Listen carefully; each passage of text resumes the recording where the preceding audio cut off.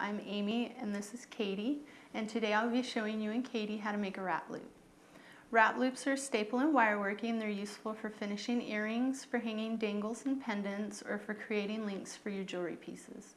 A couple of advantages to using the wrap loop are they're more secure than a simple loop and they have a more finished look. When making a wrap loop, you can use head pins, eye pins, or wire. I've went ahead and gathered up an assortment of pins and wire just to show you that there's a lot of variety when choosing them. They all come in different lengths, gauges, and finishes, so you'll just want to choose the ones that are appropriate for the beads that you'll be working with. The next thing you'll want to do is to get your tools together. We're going to be using 2 pairs of chain nose pliers, a pair of round nose pliers, and a pair of side cutters. To begin your wrap loop, you'll first want to string your bead. And I'm going to be using a 2.5 inch head pin. And then with a pair of chain nose pliers, you'll want to create a 90-degree bend about 1/8 of an inch above your bead. Does it need to be exactly 1/8 of an inch? No, you just want to leave enough room for your wraps. If you're using thicker wire, you might need a little bit more room. Thinner wire, you might need a little less. Okay. And then with a pair of round nose pliers, you'll want to grip your wire right at that bend. And you'll want the barrels of your round nose pliers facing vertically so that one barrel is above your wire, one barrel is below your wire.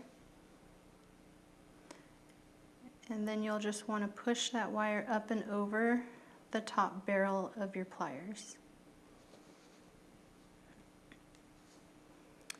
You'll want to reposition your pliers, just rotate them back so that they're now sitting horizontally.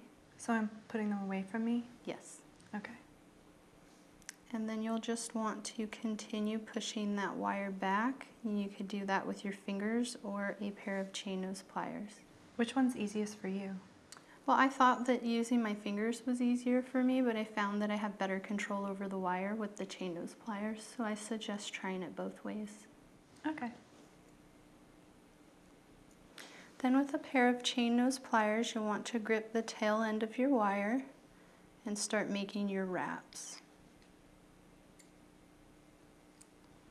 And I like to use 3 wraps, but you can use however many you like. Now, sometimes when I'm doing this, the wire ends up uneven. Is there some way to prevent that? The easiest way to avoid that is just to pay careful attention to how your wire's laying, because you still have a lot of room to move your wire up and down at this point. But if you've already finished your loop and you find that it's crooked, you can go back with a pair of chain nose pliers or a pair of nylon jaw pliers and try to smooth it out. You just have to be careful not to squash your wraps. Okay. Once you've finished your wraps, you'll want to trim your wire as close to your wraps as you can. And we suggest wearing protective eyewear and pointing the wire away from you. And then with a pair of chain nose pliers, you'll just want to tuck in the tail end of your wire so it doesn't snag on anything.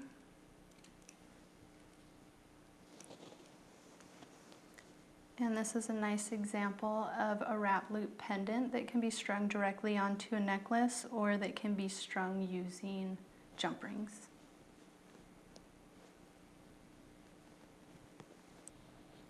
When using a wrap loop to create dangles or links, you'll want to attach them directly to your chain before making your wraps. To do this, you'll want to start out just as you did before by stringing your bead onto your head pin. With a pair of chain nose pliers, make your 90-degree bend about 1/8 of an inch above your bead. And then with your round nose pliers, you'll want to grip your wire just at that bend, and you'll want the barrel of your pliers sitting vertically. And then just push that wire up and over the top barrel of your pliers. Loosen your grip and rotate your pliers back so they're sitting horizontally. And then continue to push that wire straight back till it's also sitting horizontally. Then with a pair of chain nose pliers, you'll want to open your loop up just a little. You'll want to open it enough so that it can slip right over one of the links on your chain. We're using these handy chain stays to keep our chain in place while we're hanging dangles on them.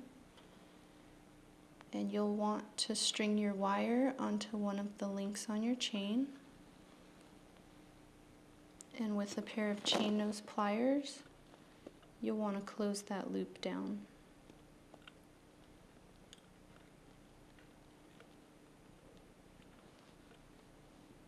You'll want to hold your loop with a pair of chain nose pliers, and then with a second pair of chain nose pliers, you're going to start making your wraps. So what happens if I have extra wire showing?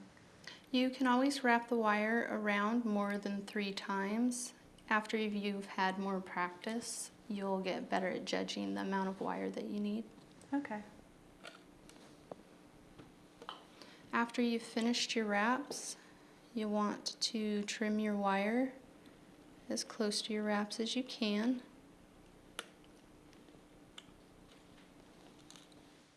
And then just tuck in the tail end of that wire so that it's not going to snag on anything.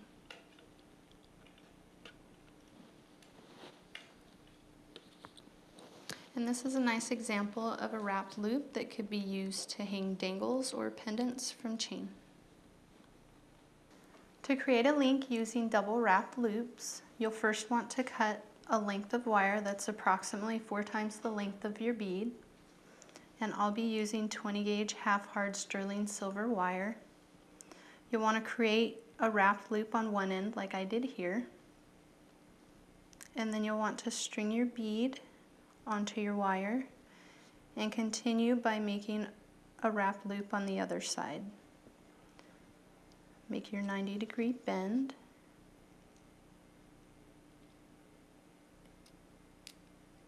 Fold your wire up and over the top barrel of your pliers.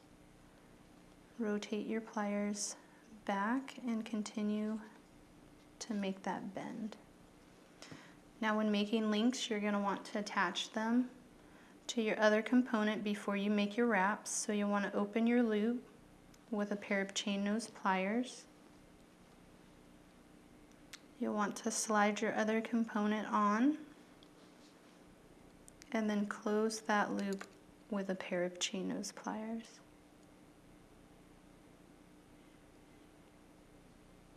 You want to hold on to your loop with your chain nose, and with the second pair of chain nose, just start making your wraps. And I'm going to do 3 wraps here. You'll just want to make sure that however many wraps you did on the other side, you want to do the same amount on the other end. And then trim your wire as close to your wraps as you can and tuck the tail end in with a pair of chain nose pliers. And this is a nice example of a double wrapped loop link. Now you can create an entire chain using these links, which I've done here to create this beautiful bracelet. To attach a clasp, you can either wrap directly onto your toggle, or you can attach it using jump rings like I did here.